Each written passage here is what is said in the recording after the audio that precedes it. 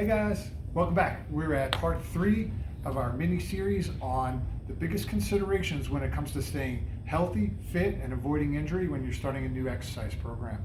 If you missed parts 1 and 2, go back and definitely check those out. If you're finding value in what we're sharing here, please share it with your friends and family. So we're at part 3. Now, I want to say, before I tell you part 3, this information I'm about to share with you applies to everybody. You know, I was sent out to the CrossFit Games. 2 very high-level athletes flew me out to California to care for them during the CrossFit Games. I worked with the Colorado Rapids. I worked with Regis University. High-level athletes, but they have the same physiology as you. They may be better at a sport or have more muscles or be in better shape, but ultimately they got the same exact anatomy that you do, and it works the same way. Okay? Part 3, your alignment matters. Let me ask you a question. When was the last time you had your spine checked? You know, for you people that come in regularly, you know this stuff. We talk about this all the time. But if you're starting a new exercise program and you really don't know if your spine is in alignment or out of alignment, it's kind of like if you've ever hammered a nail. And you hammer a nail into a piece of wood, but you hit it slightly off alignment, so now that nail goes like this.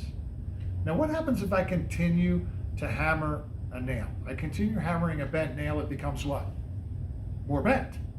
And more bent in the world of working out means imbalance. Ultimately, if you're working out on a misaligned spine or crooked spine, you're ultimately developing imbalances.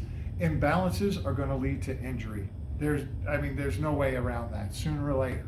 All right? So your spinal alignment matters. Why does it matter? Well, remember that your brain is responsible for connecting to every part of your body. So for you to move your muscles, the brain has to send a message through your spine, travel out your nerves, and coordinate and control the muscle appropriately. Now, if your spine gets out of alignment, it's going to interrupt the signaling getting from your brain out to your body. And what will that result in is weaknesses in the muscles. Weaknesses in the muscles develop typically unilaterally, right? So you're going to find like one side is weaker, but the other side is stronger. Guess what? There's your bent nail. Now all of a sudden you continue to work out, the one side's getting stronger, the other side is getting weaker, and you're headed for an injury. That muscle imbalance, we can correct that. Number one, we assess that, right? You come in the office, you lay on the table, we find the imbalances. I trace that back to your spine. I find what segments are out of alignment. We adjust that. That sparks the signal from the brain to get back out to the body to restore balance, restore muscle control, and ultimately it's going to make you healthier, it's going to make you stronger, it's going to make you more resilient, and you're going to be able to avoid those injuries. And ultimately, you're going to be able to achieve your New Year's resolution goals. All right, now, last part, because people will ask me, you know, okay, well, I got this imbalance, so should I exercise that afterward?